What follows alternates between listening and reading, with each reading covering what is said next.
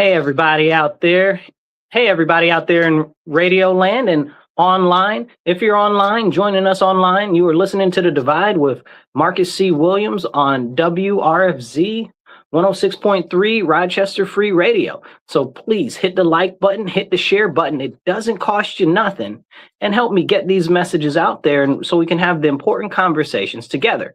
And if you're watching or listening, hit the emoji icon for the American flag, drop some American flags in the comments, or drop some other comments. Just say, hey, I'm listening, I'm watching, I appreciate what you're doing, whatever. It all helps the algorithm share it out to more people so that we can have more of those important conversations that we have here with more people and get more people talking. That's what we need to do now more than ever. So hit that thumbs up, hit the like button, subscribe, share on your page, your friend's page, your family's page, everybody else's page, and get it out there. So let's jump into it. Today is the day after Easter, right? You know, technically, I suppose next Sunday or this coming up Sunday is also Easter. But Easter is a time of remembrance where we remember that the Lord Jesus died for our sins, okay? He gave himself willingly to death, overcame death, and rose again on the third day to give us the opportunity to have everlasting life with the Lord our Father in heaven. Now, this is a very, very serious holiday. It's probably, if not one of the most important holidays in all of Christianity.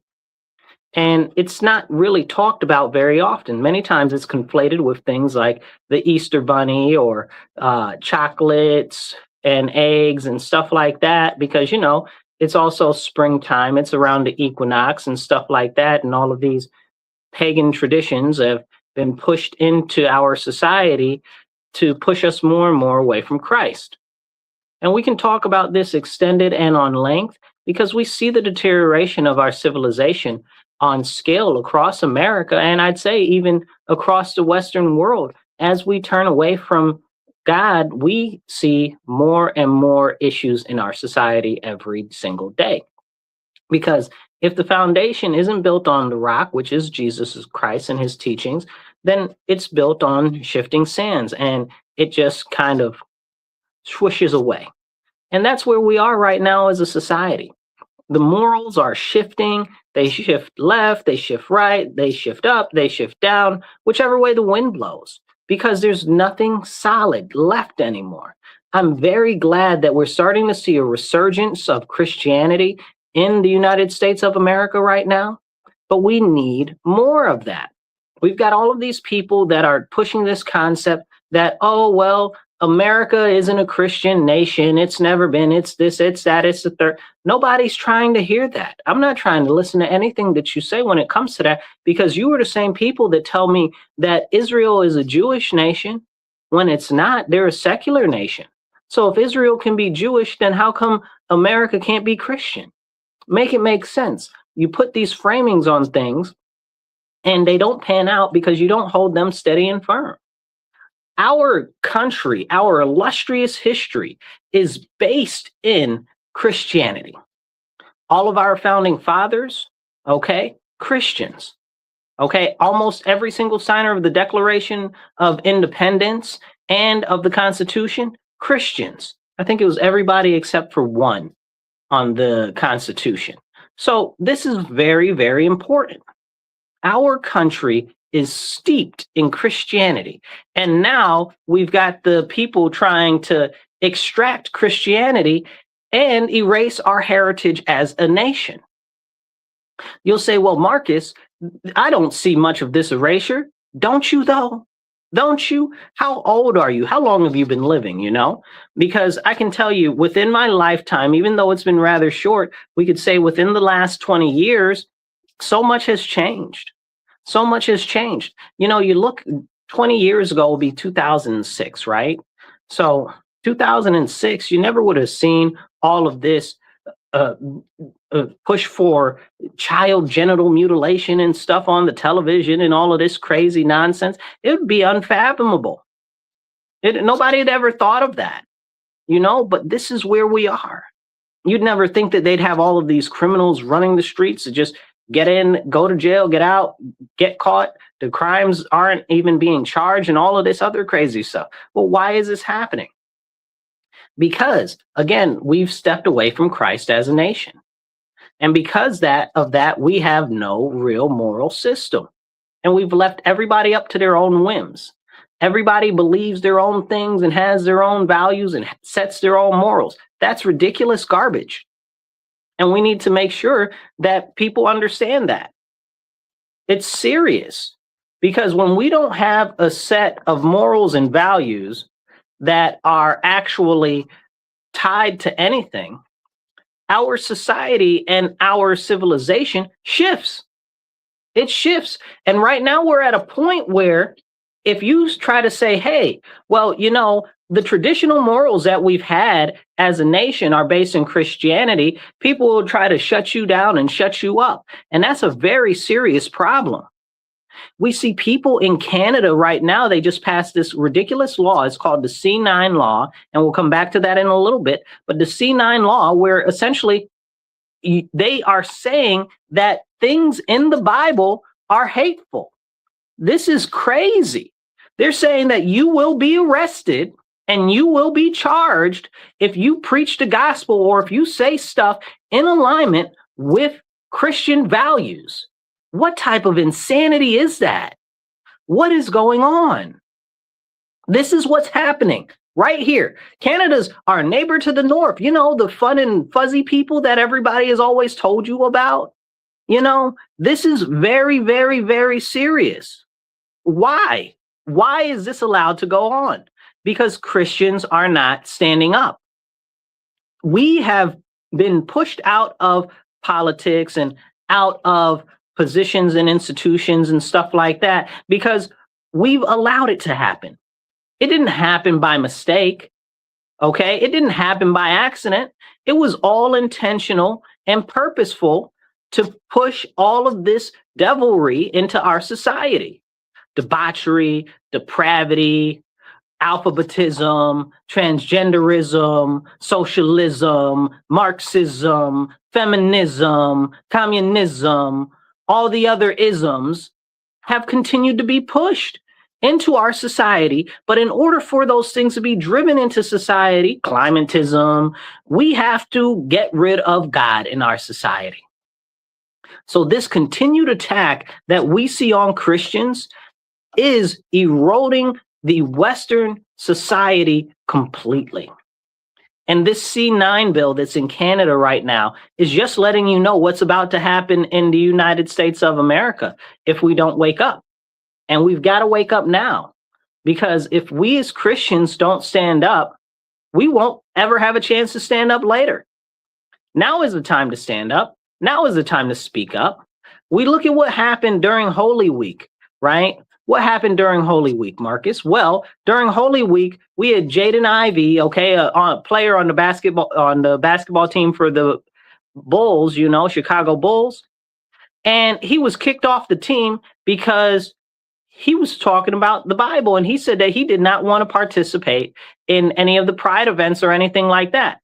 Now, he didn't say anything hateful. He didn't say anything mean. He didn't say anything that's negative or anything like that. He just said he didn't think that was appropriate for them to be doing and that it was against God, as it is. And they let him go and they said, oh, well, he's bad for the team saying stuff like that, because Jaden Ivey decided that he was going to stand on business and stand for Christ and actually speak up. The Bulls cut him. That's ridiculous. But this is what happens. And in Holy Week, during Holy Week, right? Like that was what, Good Friday? Like this was crazy. But this is what's happening to Christians. We are under attack all across the world right now, but nowhere like we have ever seen in the Western nations. Okay? We can call them the weird nations, westernized, rich, industrial, educated, democratic nations. The weird nations, that's what's going on right here, where we are right now. That happened in the United States. So that's not even Canada with that ridiculous law. Then we can talk about what's going on in England right now, where they continually arrest Christians for even praying, or you can't pray outside, okay, but the Muslims can. Please make that make sense. You can't preach the gospel because you might hurt somebody's feelings, so they're going to send you to jail. Please make it make sense, okay? And if you say something online that somebody says, oh, they don't like that or that hurt their feelings, they'll put you in jail for a simple social media post. Or worse than that, they'll put you in jail for sharing a social media post. They'll send the police to your house, and then they'll put you in jail in the UK right now. This is what's going on. And there are similar laws on the dockets that are coming up. Some have been passed in other places like New Zealand as well as Australia. And we really need to have these important conversations because they're not getting out there. And people aren't talking about these very serious issues. So hit the like button. It doesn't cost you nothing. Hit the heart button, okay?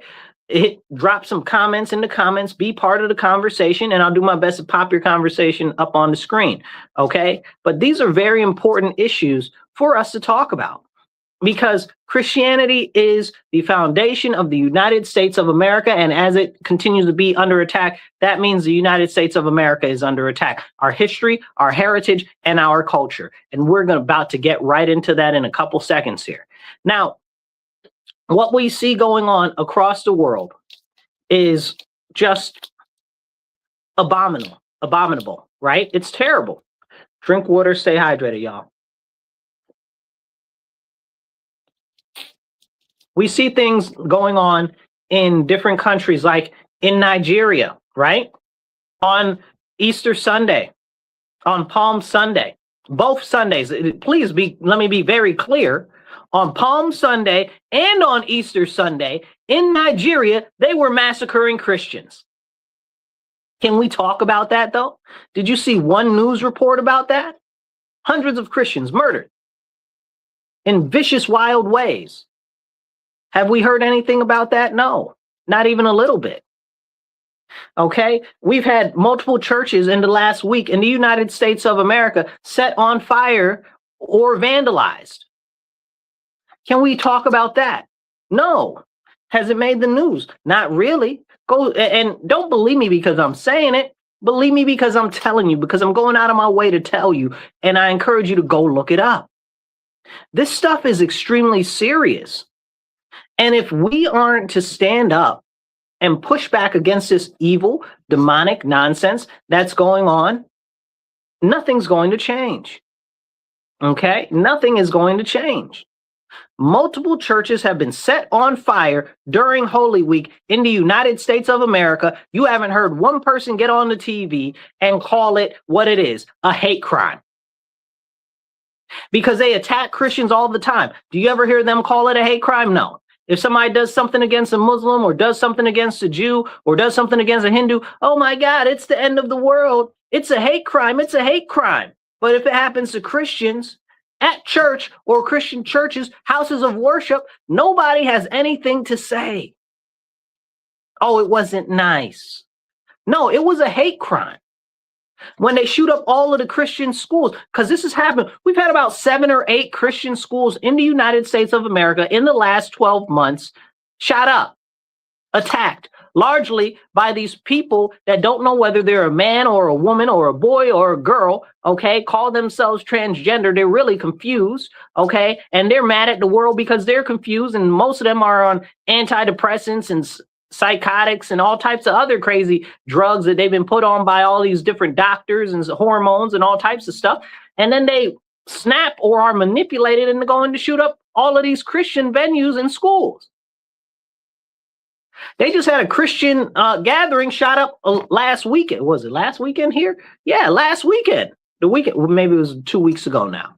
Okay, not here, but in the United States. I believe it was Florida. You know, and this is stuff that we can't even talk about. But why can't we talk about this? Because now is the open season on Christians. The FBI has reported that there have been more attacks on Christians in the last 10 years than there have been in the time that they've been recording these type of activities. That's serious. That's serious. And they've said they've only continued to escalate more and more, growing greater and greater every single year.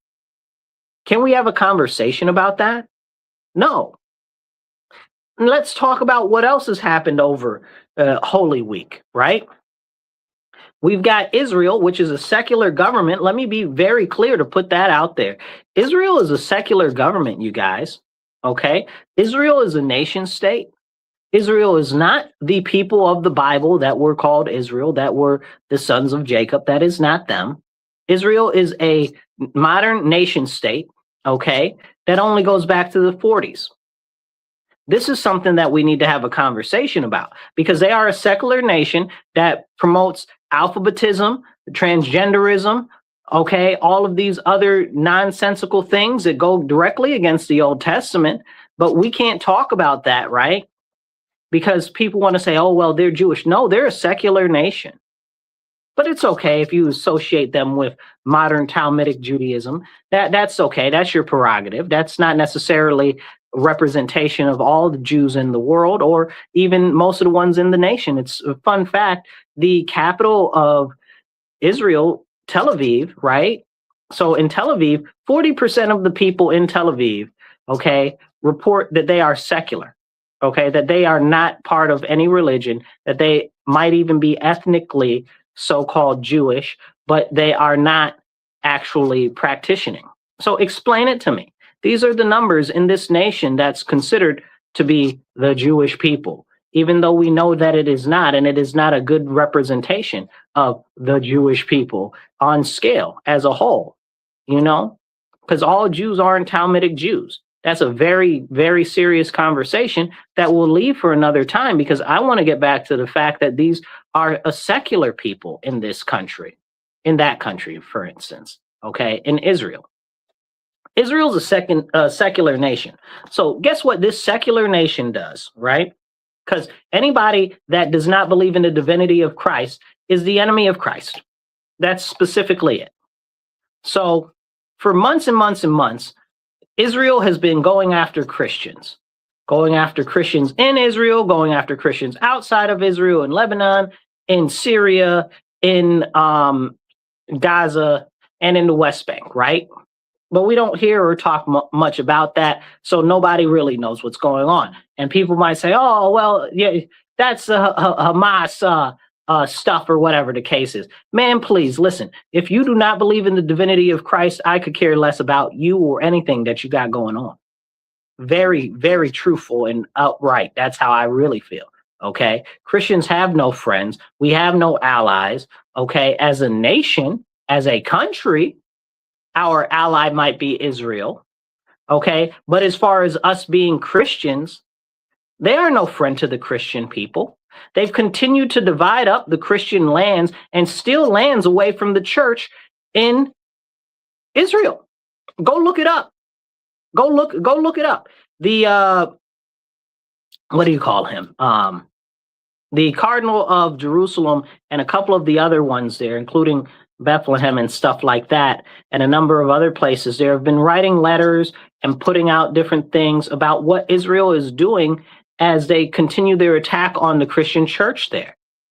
Okay?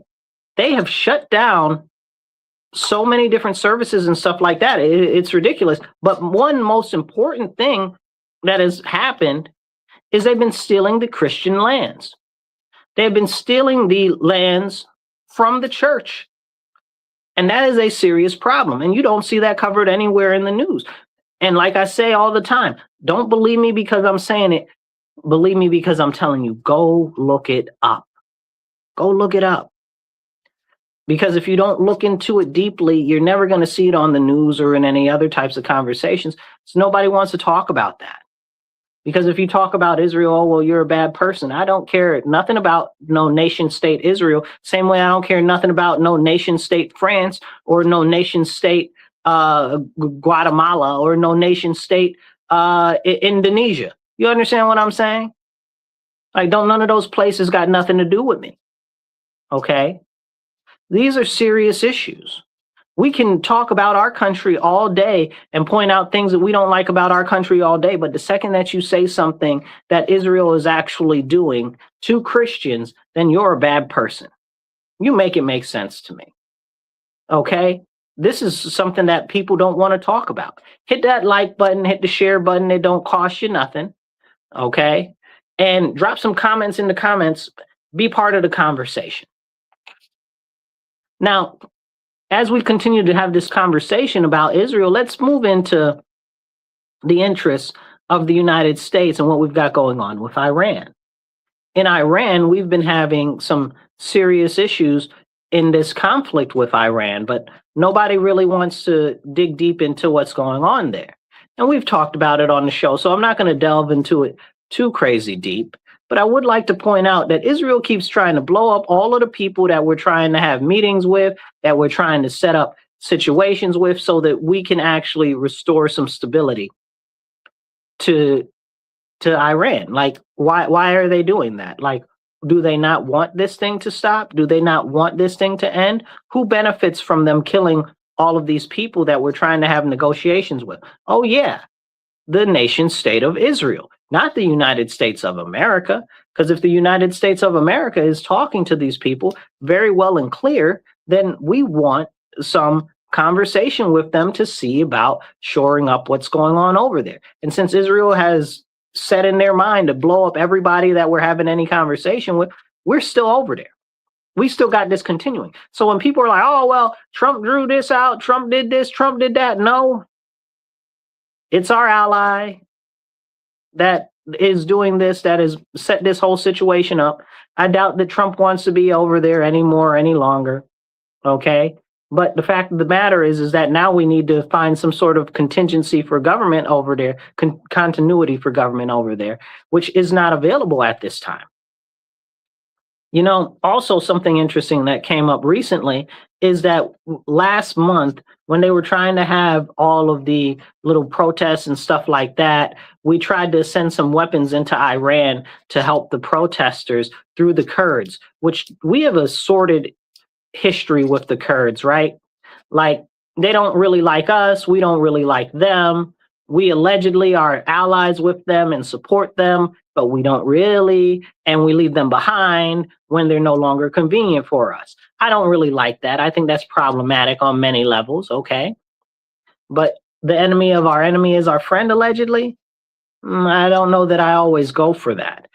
So, but they were trying to use them to push weapons into the hands of citizens over there, and apparently almost all of those weapons trades got stopped.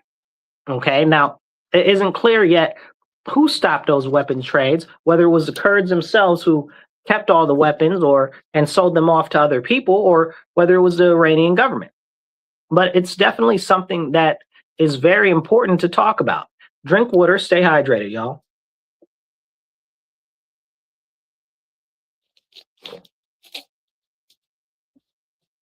Over the weekend, we had some pilots go down in Iran, which was sad, you know, because whenever you lose some aircraft, that's kind of trash. We're not very happy about that. We also lost the A-10, which is one of my favorite planes, you know, not my favorite plane. My favorite plane is the SR-71 Blackbird. I don't care what anybody says. This is the best plane ever.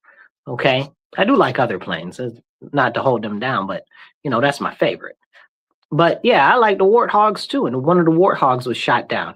Now, a Warthog flies really low to the ground and really fast. And it goes, you know, it's got a lot of weapon systems on it and a giant Gatling gun. Who can be mad at that, right? So it's for very direct engagements where we already have air superiority. So it's kind of interesting that we haven't had more things shot down or destroyed in Iran throughout this whole situation. We've been really putting the bangs to them, and we've been doing rather well. So this is kind of very interesting, you know? People are like, oh, well, this is happening, that is happening. We got very low loss, very limited casualties, you know?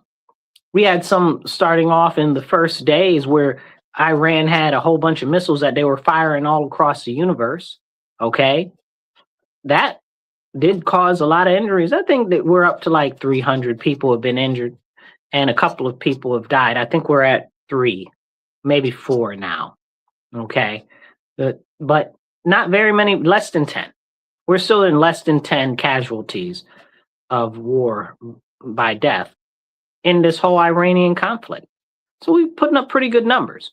And we've destroyed and dismantled most of their military and everything that they've got and stuff like that. And I guess the concept is that we should keep some of what they have still around so that they could still be a little bit stable as a nation state if we are to get more people in there.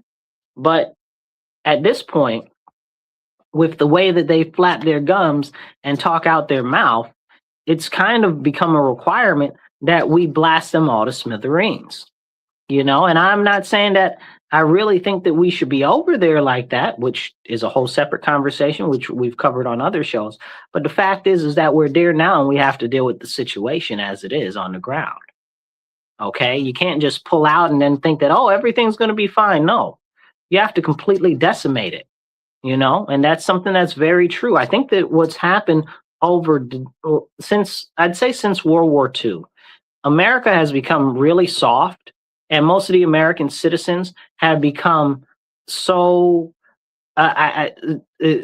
self-fulfilled and just so comfortable that they decided that whatever they believe is altruistic or virtuism or whatever, again, not based in the Bible, right? All of that type of stuff is what's best. And that's how everybody in the world thinks or believes. That's not how the rest of the world thinks and believes. The rest of the world believes in strength. The rest of the world believes in violence. Okay? So when you say, oh, well, we should be huggy and kissy with everybody, that's not realistic. That's not how humans are. Like, humans are vicious, violent, okay, individuals. And you'll say, oh, well, Marcus, that's not true. You don't live in other places. You don't know that. Okay? Because what is the history of humanity and what is the history of war, right? It was 4 people on the planet and then somebody murdered the other one, you know? And that was when there was only 4 of us. Like, can we have these real conversations? People will say, oh, well, we don't need wars and this and that and the third. You don't know people. You do not know human beings. Okay? Because somebody always wants something that somebody else has. Somebody always wants to protect their own personal interest. Somebody is always looking to dominate somebody else. Like, that is the history of humanity. And if we're going to just pretend like that's not a real thing, then we do a disservice to making any type of plans or assessments of any type of actions, either politically, socially, and definitely militarily. So we're at the top of the hour. So now we do this little announcement thing. It says, thank you for tuning in to The Divide on WRFZ LP Rochester Free Radio. You are listening to us in your ear. We are here. And this is The Divide with Marcus C. Williams. If you would like to donate to the show, if you'd like to donate to the station, please go to the Patreon. And it's Patreon Rochester Free Radio. Please support the station. The station's working on raising about $6,000. We are supported by viewers and listeners like you, so please do that. If you're online and you'd like to support the show ourselves, check us out on the sides over there or down below, depending on which spectrum you're on. We love being on this show and having these important conversations with you, because where else will we have these conversations, right? The public sphere is getting more and more and more hostile to free speech. People don't want to hear you. If you disagree with them, you should see the comments. I know a lot of you can't see all of the comments, depending on what platform you're on. But people say ridiculous stuff online here a lot. And I'm like, you're an idiot. You're an idiot. You're a retard, or something's wrong with you. You know, like, your brain doesn't work so much, because people get so caught up in themselves that they know so much that isn't so. And they are so self-righteous that they are the only people that can be right. And perish the thought that more than one thing is right at the same time, because that would be just too much like right.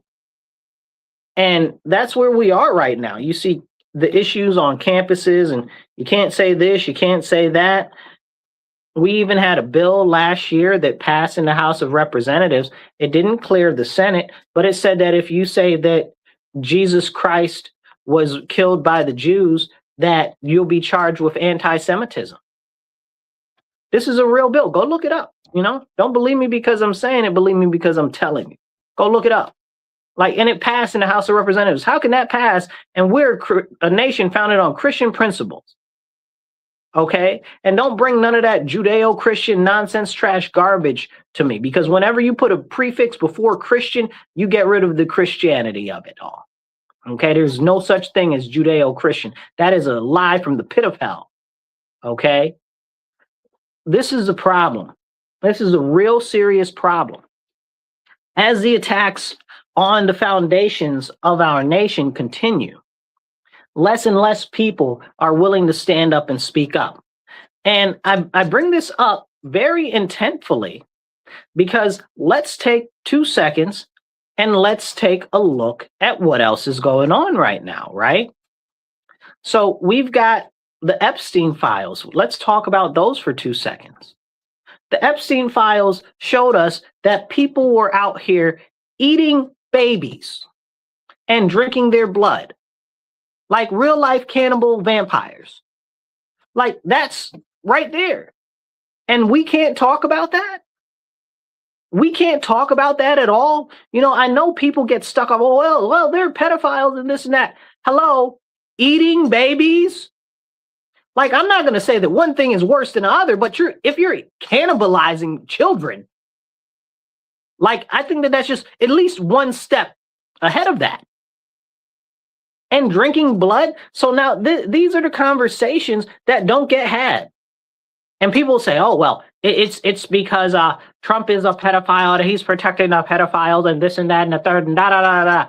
First of all, there's nothing there that shows that Trump is a pedophile. Nothing. So that's just talking points that somebody concocted one time to just put out there to say. It's just something that sounds cool. There was never any information or anything that came out or anything that leaked or anything that anybody said that would lead you to believe that. Womanizer? Maybe. Maybe he went after other women or something like that. Maybe. But let's talk about the actual nature of the conversation. You just try to say, oh, well, he's a pedophile and just write it off. When you have no information to back that up, there's no substance there. There never has been any substance there. And even of all the crimes that he's ever been accused of in relation to, harassment or whatever, have been with older of age women. So what would ever make you think that? You know what I'm saying? Like, these are the problems. And so pointing this out in relation to the Epstein files, people say, oh, well, he's covering up the Epstein files because of this, because of that, to protect these other pedophiles because he's a pedophile. That doesn't make any sense. Not that I ever thought that anybody was going to go to jail from any of the Epstein files regardless, because you look at things like the Panama Papers, okay, or the Pandora Papers, nobody went to jail from any of that. And those were huge, massive treasure troves of financial crimes beyond your wildest imagination. Please go look those up. And everybody around that whole situation, both situations died. They mysteriously were murdered. Okay, like not even like fake died, like had a fake heart attack or something. No, like murdered outright. And go look that up. So when we getting it back to the Epstein files and talking about this nonsense, I appreciate you. Who's that there that said that? I can't see it. Yeah, I appreciate you. Thank you. I appreciate that a lot. When we get back to talking about the Epstein files, again, eating babies and drinking their blood. Like, what is going on here? Like, all the rest of that stuff is secondary. Like, we found out that what we've known is really real. And that's not the largest topic of conversation. But on top of that, again, getting back to the financial crimes on that level, because it's such a high level. Like, we're not talking about fraud in Minnesota, right? We're not talking about the what do you call it? The person who is skimming food stamps at the corner store. We're talking about serious, large-scale, multi-billion-dollar, okay, millionaires transferring all types of money, all types of around, shifting them out of government contracts, shifting them into shady assets, manipulating the political sphere, manipulating government contracts, manipulating world development, right? The different foundations and stuff that were in association with Epstein, like Gates, the Bill and Melinda Gates Foundation. Let's not talk about them. The Clinton Foundation. Let's not talk about them. And we can talk about what both of those groups have done to children, but let's just focus on the financial aspect of it, because I got a lot to say about both of those groups. It's just too long. I need 3-hour show to talk about either one of those as individual groups. It's just terrible, tragic. And I'll never forgive the Clintons for what they did to Haiti. Okay. Where are all those missing children, Hillary? What happened to those children? Okay. Ridiculous garbage. But this is what happened, and we can't even talk about it. And now people will say, oh, well, you know, this Iranian thing is a distraction from the Epstein files. It's not. It's not, but there is a timing aspect that we need to look at, but it's not related to those files. It's in relation to the fact that right now we have the digitization and the tokenization of everything going on. And if you're not familiar with digitization and tokenization, think blockchain, think cryptocurrency, okay? What's happening is the government is setting it up so that they can basically anything that you own, whether it's material or physical wealth, whether it is a product or a service, is in a tokenized system in which they can track, monitor, and surveil every transaction that you do. Every purchase that you make, every item that you own will be cataloged and tied directly to you.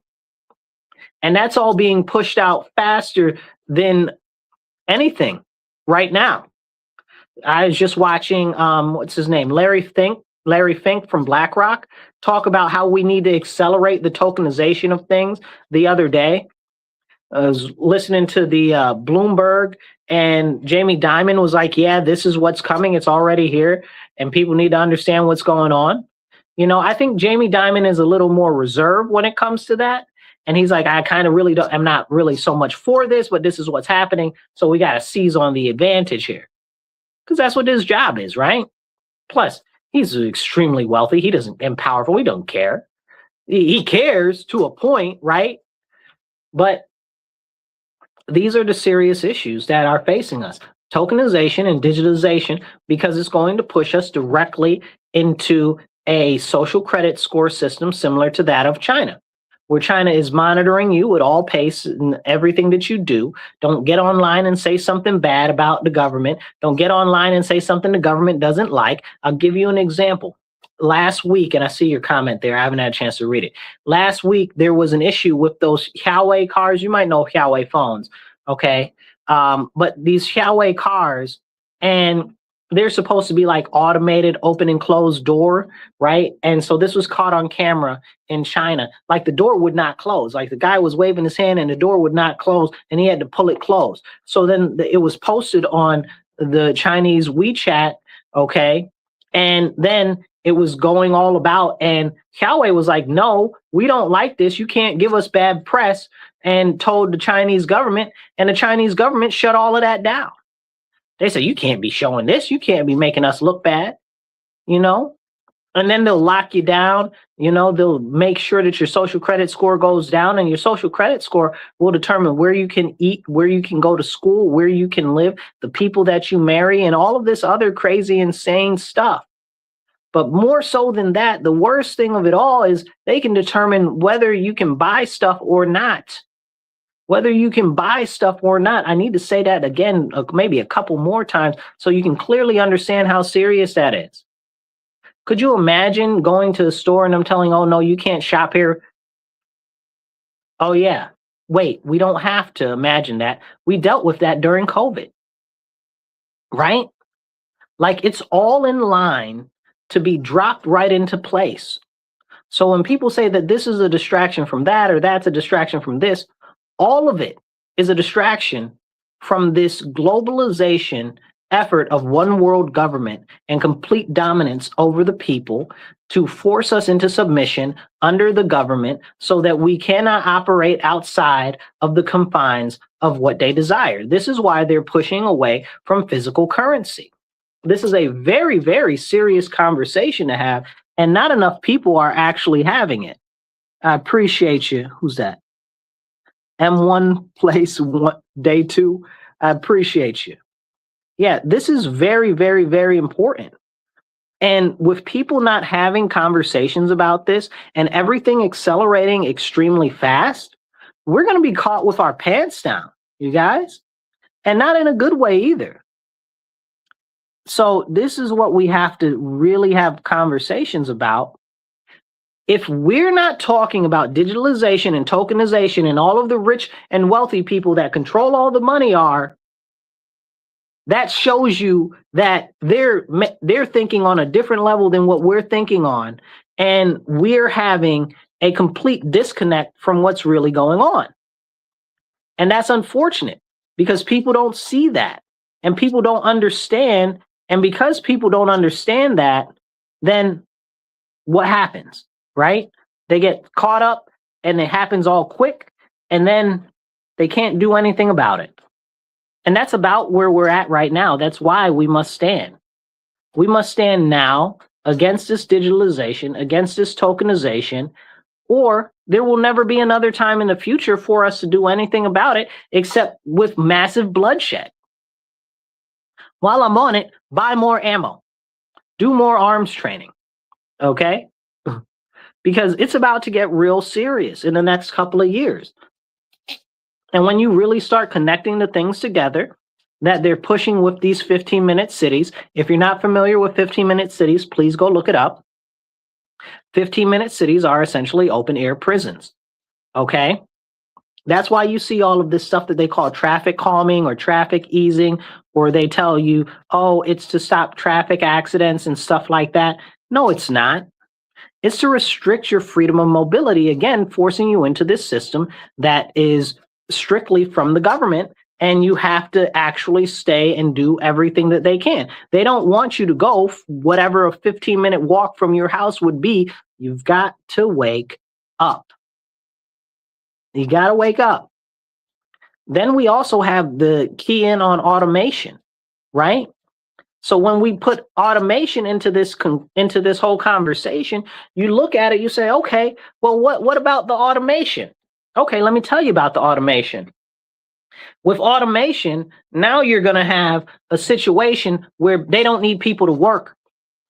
Elon Musk has already said this.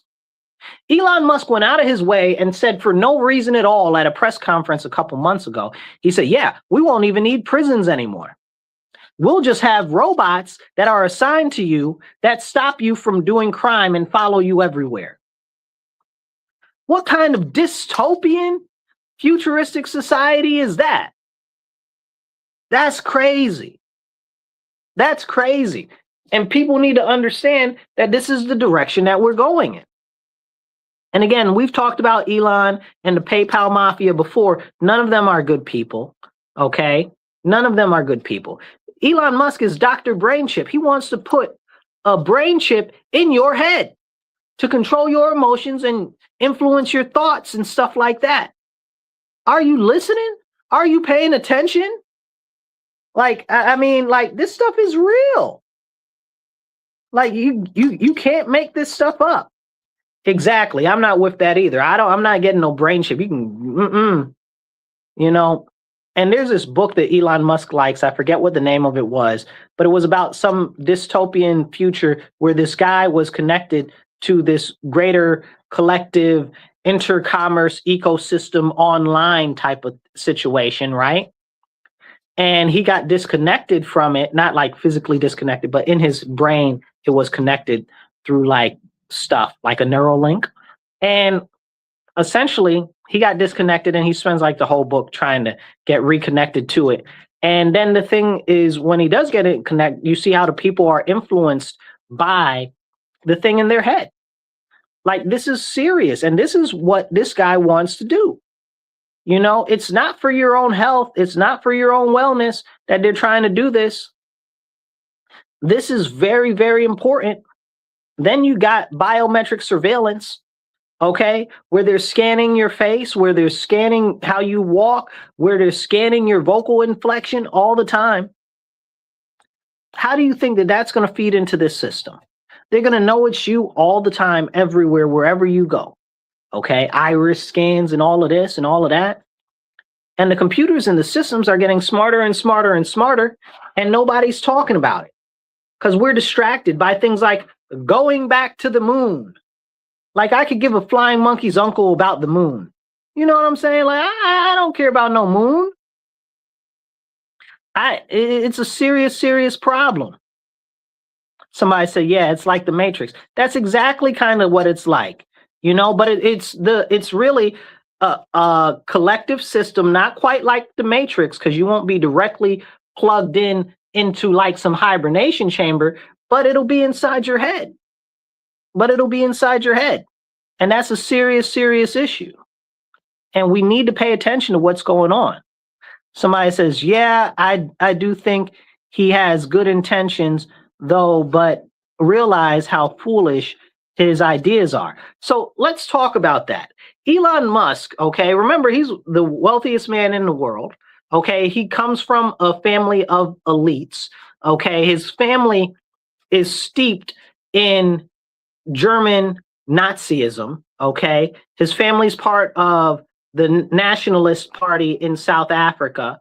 Okay, very prominent members. Okay, very big funders, family-owned mines and stuff like that. Okay, this dude is nothing more than a new Nazi. Not like these people on the TV try to call people Nazis and stuff like that, but we're talking real deal type stuff, right? Mentality wise. Okay, even though maybe not outwardly in such a way, but mentality. And the mentality of the Nazis, and I'm not talking about the ideology, two completely different conversations, right? The mentality of the Nazis, not the ideology, I'm going to say it again, okay? The mentality of them was strength is right, okay? And they're the best, so they're the ones who get to decide. And that's where we see today in society, these technocrats, okay, largely, a lot of them are from South Africa. Make that make sense, right? Okay, those things seem to add up something fierce, okay? You've got the PayPal mafia, which is him, Elon Musk, which is, what's his name? What you call it, Sachs? I forget his first name. Larry Ellison and the rest of them, go look them up, the PayPal mafia, all of them. All of them are working on integrating themselves into the government, okay? You've got the, what's it called? Palantir and stuff like that. We've talked about them before at length. These are conversations that we need to have because this is real stuff that's going on, okay? And to disacknowledge it because somebody told you, oh, you should like somebody, it's kind of wild. Somebody said they may involve DNA manipulation through nanobots technology in the future. Yeah, that's coming. That's coming. It's already here. We've got the genetic programming and the genetic bioweapons that they've been using, which is just, you know, it's just so interesting that South Africa has a history of eugenics and bioweapons. We're not going to talk about that, right? Because you can't talk about that. That couldn't possibly be a thing. I'd also like to know whatever happened to South Africa's nukes, okay? Which is a program that we know that they had, that we don't talk about, that it's kind of like it's that open secret. Whatever happened to those nuclear weapons? Where are they? Does South Africa still have them? What happened to that? You know? But anyway, talking about their bio programs and stuff like that, look at what we saw during COVID. Look at what we saw during COVID.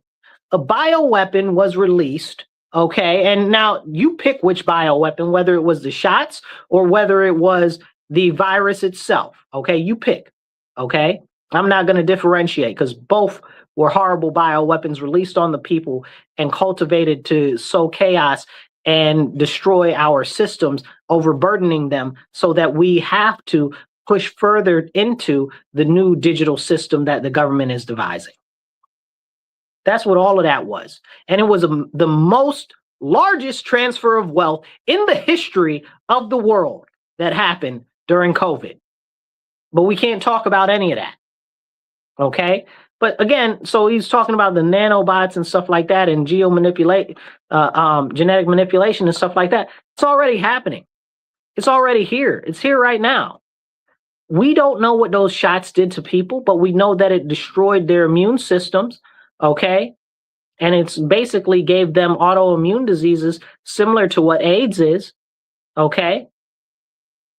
Now, not AIDS like you think of sexually transmitted or HIV, because usually when you think of HIV, that's what you're thinking when you're thinking of AIDS. No, I'm talking about immunodeficiency disease, you know? So this is very important conversation. And the same thing with COVID itself, right? Look at what happened with that. What did it do?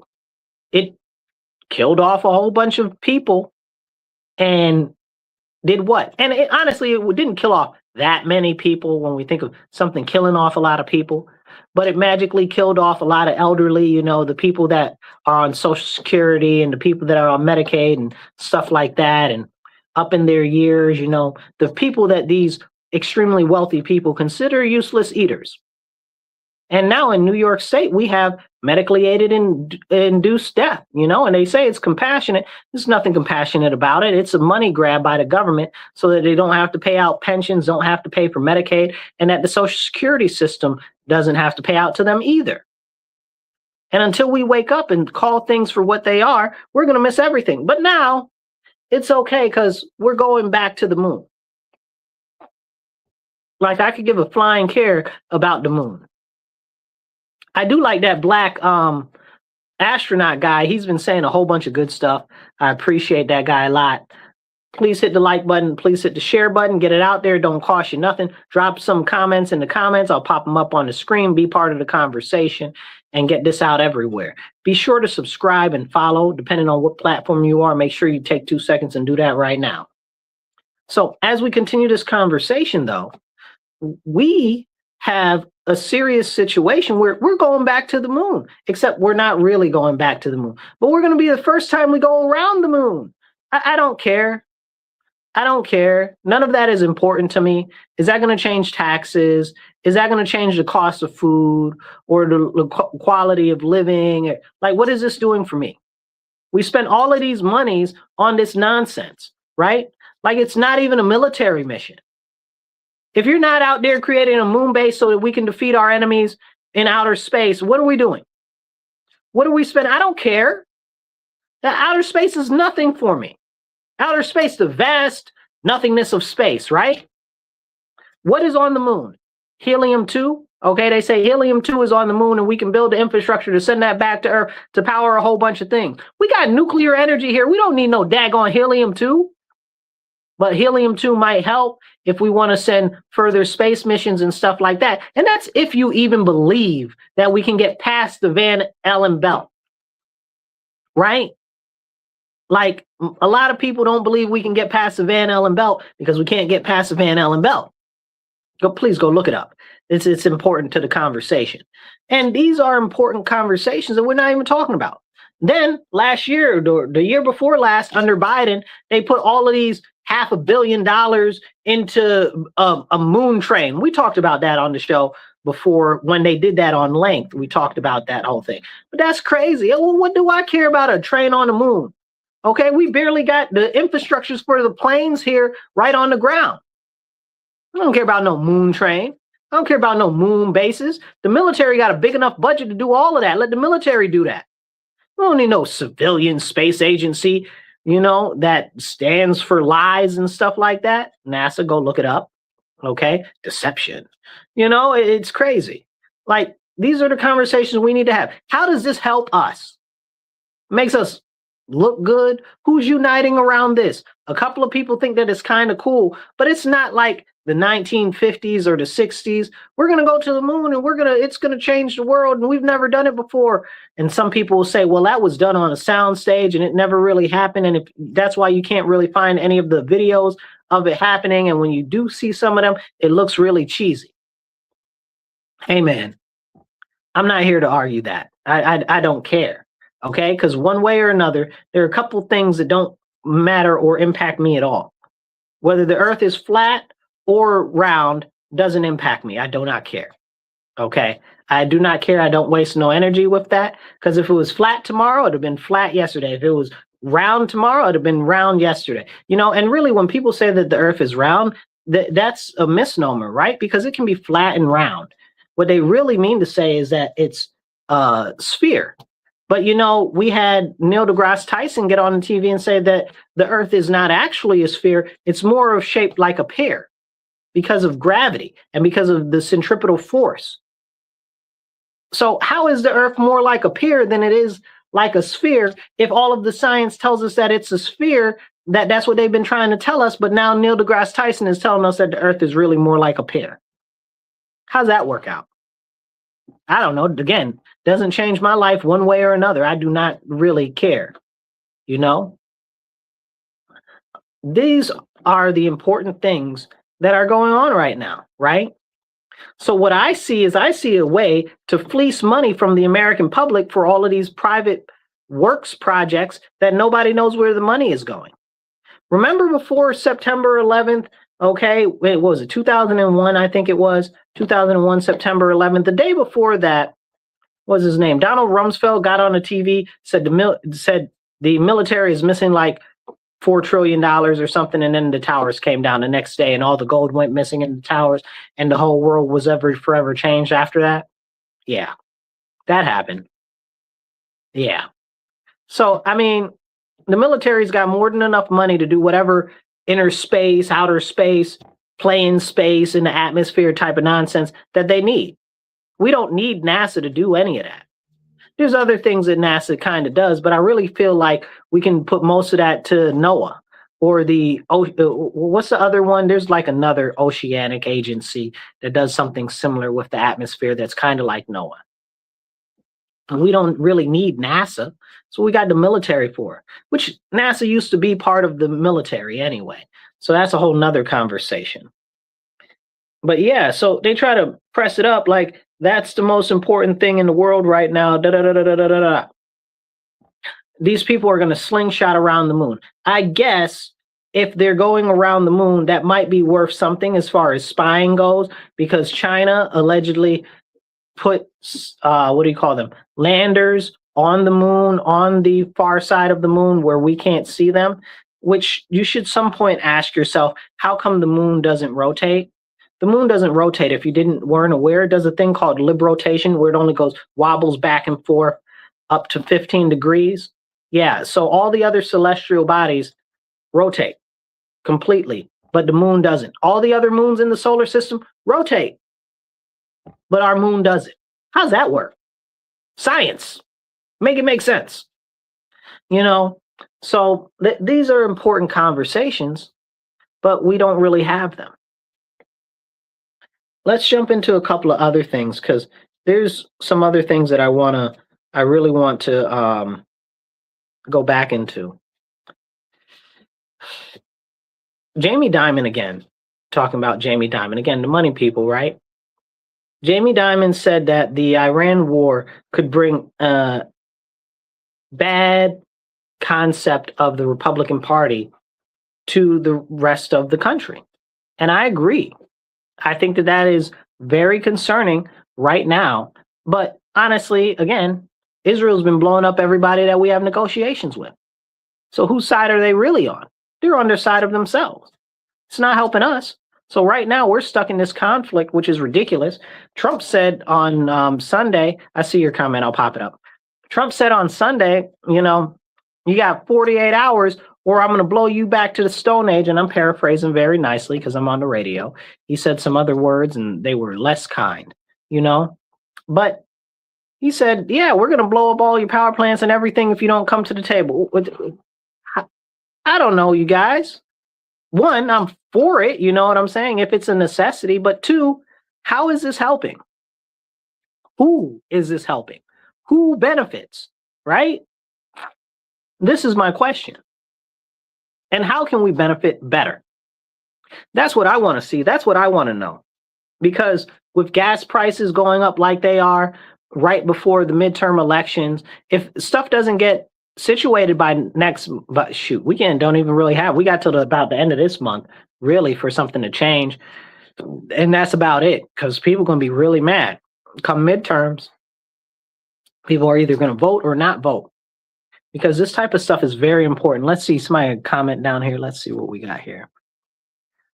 We need to drop the mother of all bombs. Somebody said we need to drop the mother of all bombs on the Iranian power grid. That's the Moab bomb. I love it. It's a fuel air bomb. Okay. It's a really, really powerful bomb. And Renee says that it's probably likely to happen. Yep. Probably going to sound really out there, but what does it say? But where does everybody think, in their opinion, these missing people are going? Don't even get me started. Which missing people, right? Which missing people? That's a whole nother conversation. Renee, if you just got here, we kind of talked about how these people are cannibalizing the people and draining their blood earlier in the show. So yeah, you might want to check that out later. So yeah, we were really were talking about that, and we'll get back into that later. We talk about that every now and then. There was somebody else had a comment. I missed it. I don't know where it went, you guys. I'm sorry. But as we continue to have these conversations, like, why are they trying to have us focus on the moon? Like, who cares? Who cares? Is that going to affect the price of tea in China? These are the conversations, right? Like, that doesn't do nothing for me. I don't know, you guys. To me, again, it's all for distraction to push us away from focusing on the fact that what's happening is they're pushing us to digitalization and tokenization of all of the assets. Property, gold, silver, currency is all being pushed digital currency. So these are serious problems. And we need to wake up, and we need to start talking about them, and we need to start addressing them now, immediately. To top it off, and we're going to cap this part off with Iran pretty much right now. To cap this off with Iran, Iran has its whole own positioning and stuff over there with their ability to control oil, to control economics, and they're like their own special corridor for transit of goods. So it's a very, very important that we get Iran to come to the table, because they were already in China's pocket. China had a whole bunch of different public works projects going on over there, a canal, a railway connected to the canal, all of this stuff trying to push goods into Europe to make Europe more dependent on China. So we need to be in control of that somehow. I don't know how. Last time we tried to put somebody in charge of Iran, it didn't work out so well. So praise be that it works out better this time. But this is nothing that anybody's having a conversation about, because everybody's either, oh, I hate Trump, or oh, I disagree with the war. I don't care who you hate or what you disagree with. The fact is, we are there now, and we need to address it as if we are there. You can't just pull out, right? No commitment. Like, this is what happened in Vietnam, and how'd that turn out for us? Bad, right? And I'm not talking about it turned out bad for us for the people that lost lives and stuff like that. I'm talking about the fall of Saigon. I'm talking about China expanding its power and territory into the area. And then that was a grave setback for the United States for decades. We're just now honestly, we haven't even recovered from that really, but we're just now really starting to recover from it a little bit. So we need to make sure that we're paying attention to what's going on. Drink water, stay hydrated, y'all. Now, I do want to talk about a couple of things that are not really being covered in the news anymore, and they kind of just seem to kind of fade away. I'd like to know what happened with all of the voting data from Georgia, right? Like, where did that go? Whatever happened with that? Somebody else put a comment. Whatever happened with that voter data? What happened with the voting data from California, okay, that they collected? What happened with that? What happened with the Maricopa County data? Like, is something happening there? Is somebody ever going to go to jail? Somebody go to jail sometime, somewhere in the future? Like, these are problems that I have with what's going on here. Somebody says, who's this? Youssef says, because the Iranian regime is a bunch of religious fanatics and terrorists, pretty much a menace to Christians, Jews, and even Sunni Muslims aren't safe. Yeah, they're pretty bad. But anyway, back to the voting stuff. Okay, whatever happened to these collections of these ballots? What is the investigation ongoing? How long does it take you to count? Where are the indictments? Who's going to prison? Somebody needs to go somewhere. Like, you can't tell me that in Maricopa County, okay, those ballots weren't all jacked up. We know they were. Katie Hobbs said it herself, okay? Katie Hobbs is this evil governor, okay? She's like, used to be the Secretary of State. Just a whole bunch of salacious, crazy nonsense that happened with that election. We're not even going to talk about it. But Katie Hobbs said it herself. Like, we're not being real, okay? What about the data in Fulton County for this stuff there? I did hear that one of the judges said, oh, they got to give that back. Why they got to give it back? What authority do you have to tell them that they got to give it back? Stop it. Overstepping your authority. But that's what we got. A lot of activist judges thinking that they can do stuff that's above their pay grade, right? Because they can do whatever they want, because they've done whatever they want under Biden, and Supreme Court justices are either in there for 10 years or for life. I think he's one of those ones that's in there for like 10 years. But these leftist, crazy leftist judges that are self-righteous and radical, it's a problem. It's a very serious problem, and we need to have a conversation about it. I want somebody to go to prison for all of these stolen elections. Somebody, anybody, you know what I'm saying? Give me something, a bone for my dog, a bed that's been slept in. Somebody got to go. Something's got to happen. Somebody says Fulton County in Georgia is known for corruption. It is. So is Maricopa County. So what's happening? What's being done? Who's going to prison? When is something going to happen? Right? It's like that meme online. We see massive fraud. We see all of the bad things that are happening. You know, Republicans do nothing. It happens again. Republicans do nothing. And it repeats. It's a cycle. It repeats. We see it. We find out. The Republicans do nothing, and nothing ever happens. Nobody goes to prison.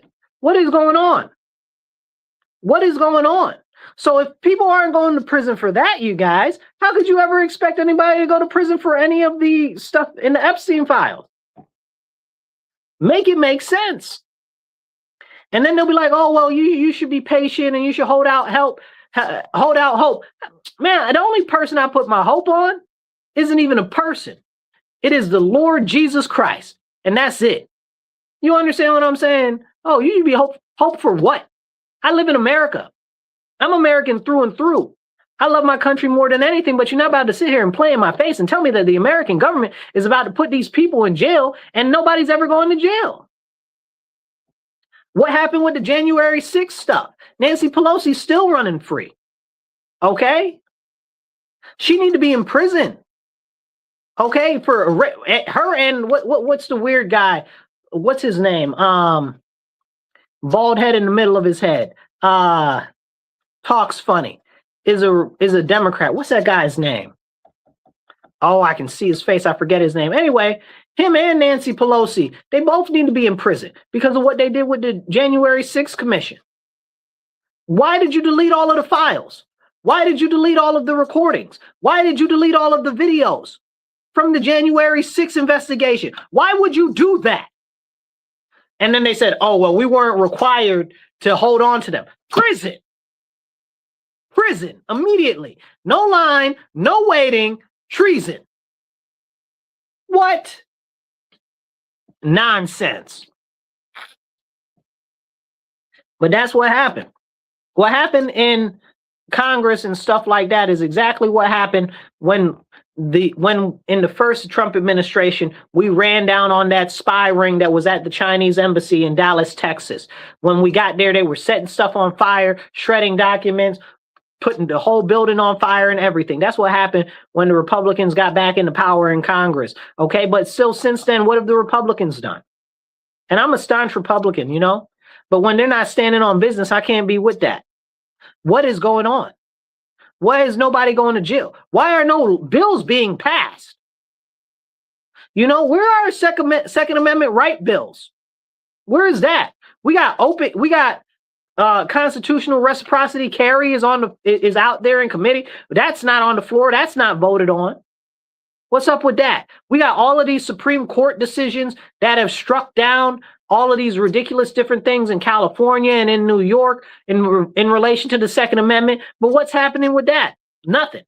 Nothing's happening with that. Is the DOJ going after New York State and California for that? No. I'm glad that Bondi is gone. I'm glad that she's fired. I didn't want her to begin with. I wanted Matt Gaetz. I never wanted her to begin with. She's trash.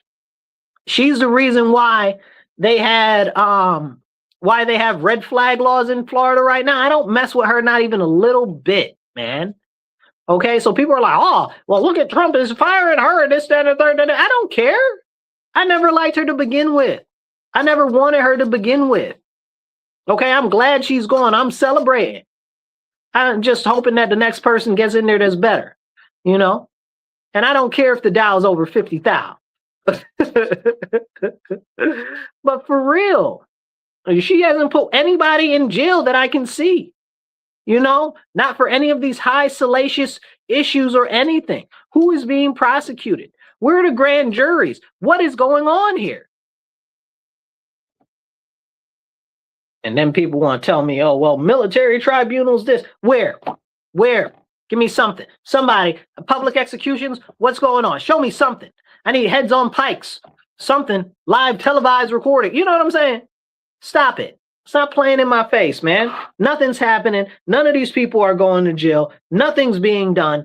And now all of a sudden, with all of these European countries, because now I got a couple minutes, I'm going to talk some trash about these people because I can't stand them. Okay. Trump was like, oh, you guys should help us secure the Strait of Hormuz. And they're like, no, go jack yourself. You know, and then they've got China. We're like, oh, China, you get most of your oil from there. You should help us secure it. China's like, no, go jack yourself. Okay. So we said, go jack yourself back to them. Okay. Now all of a sudden, Europe's like, oh, well, we should secure the Strait of Hormuz. We should send some troops over there and stuff like that. Oh, but when the U.S. was like, you should come help and do that, you were nowhere to be found. Useless. Useless. NATO is useless. Okay, we need to pull out of NATO. NATO has been useless. It's always been a globalization push. It's never been useful for us, you know. And what do we get out of it? Nothing. People poking us in the eye and spitting at us all the time. The U.S. didn't get anything out of NATO. Everything that we benefited from NATO, the bases, you know, like NATO's got like its own army, right? Like its own army. Like, NATO is like the UN. I can't stand no blue hats, bro. Can't stand no blue hats. Okay? Well, what are we even doing?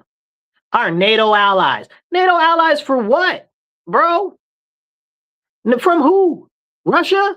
Like, if you go back and you look into the history of NATO, NATO was supposed to be protect from Russia. Ain't nobody scared of no Russia. Ain't nobody scared of the expansion of communism from the USSR.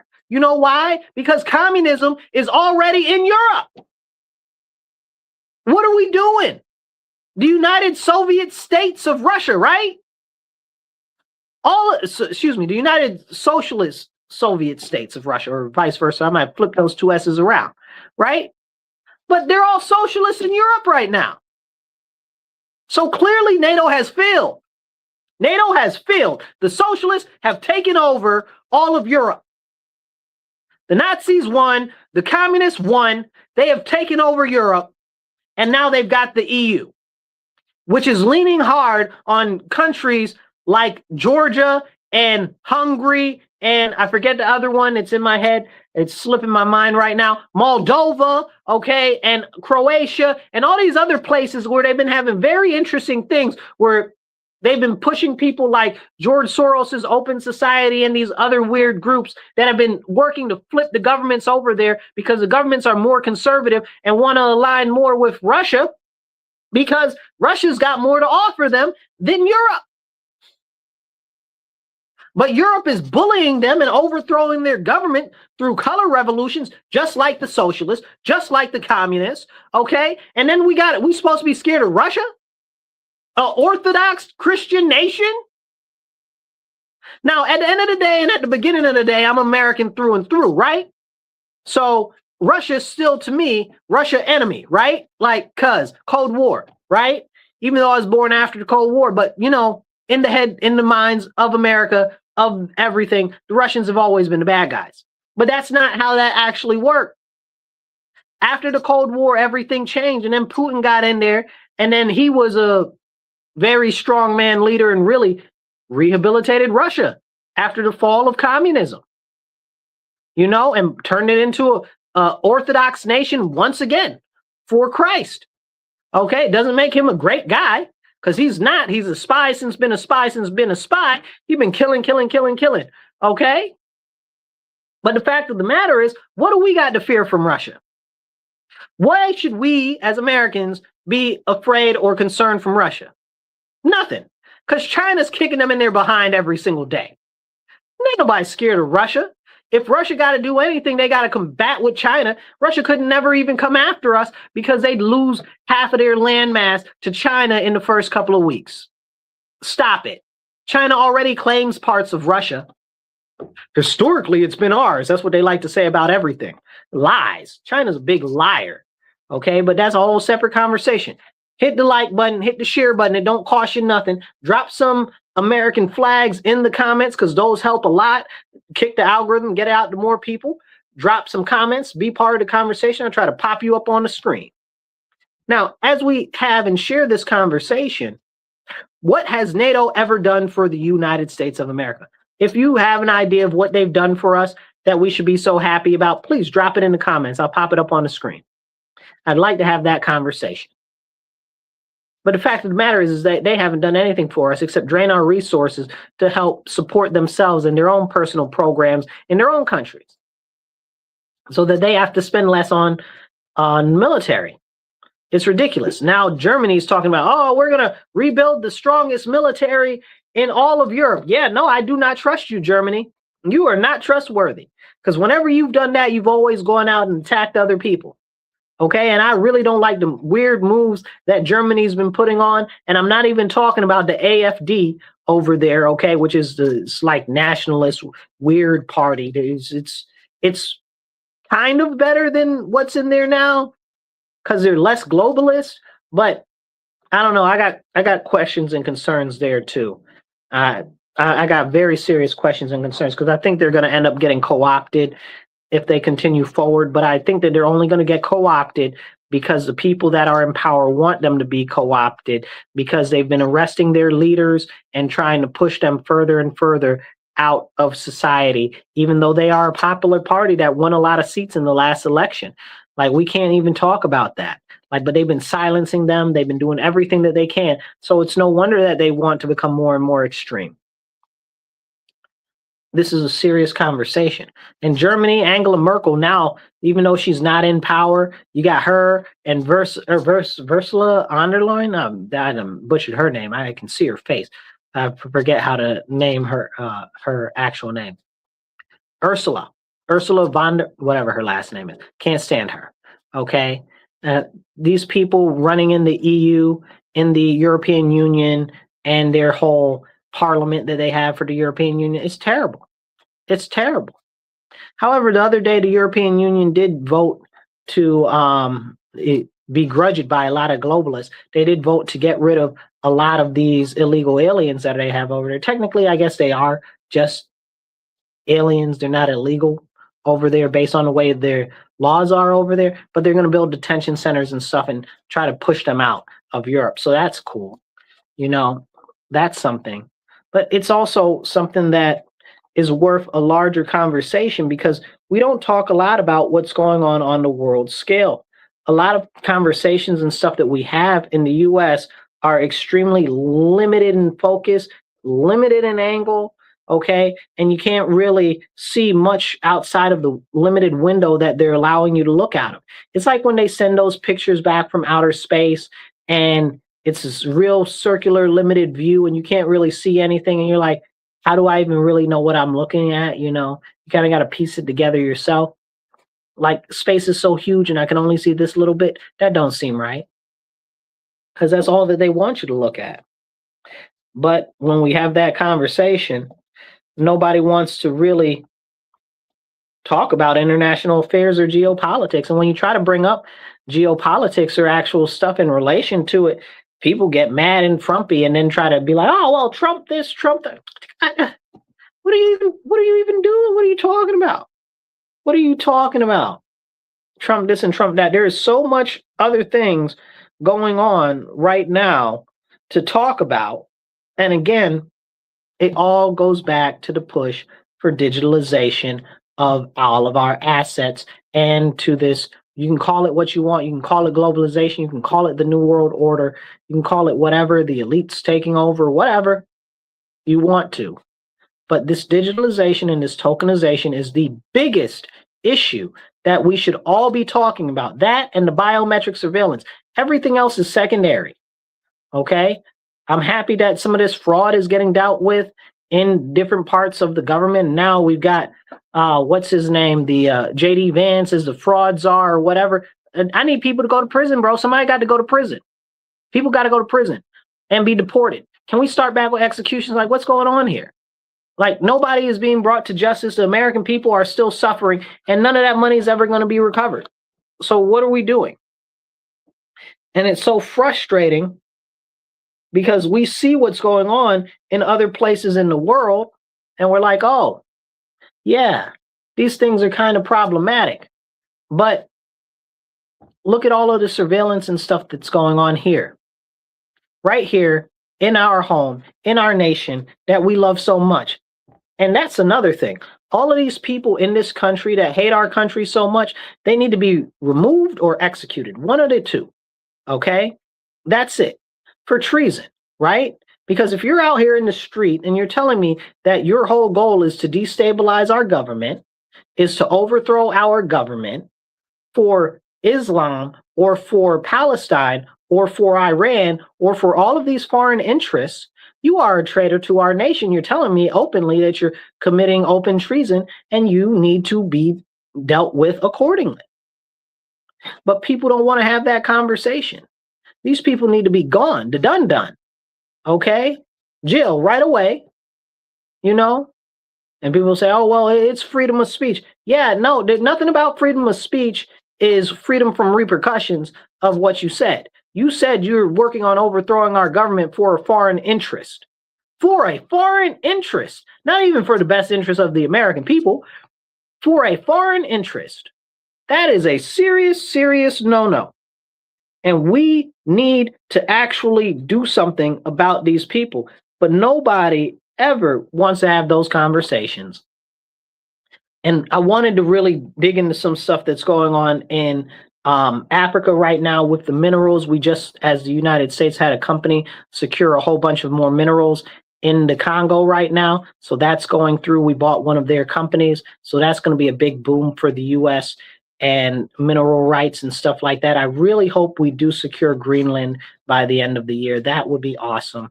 I know people are like this, that, and the third. And we do have what's going on in Canada with Alberta planning to push for its own independence this fall. So we'll see how that goes out. But I'll catch you guys later. I appreciate you guys tuning in. Hit the like button, hit the share button, subscribe, drop some comments, share it everywhere, get it out there. And if you're on the radio, thank you for tuning into The Divide on WRFZ 106.3. This is The Divide with Marcus C. Williams.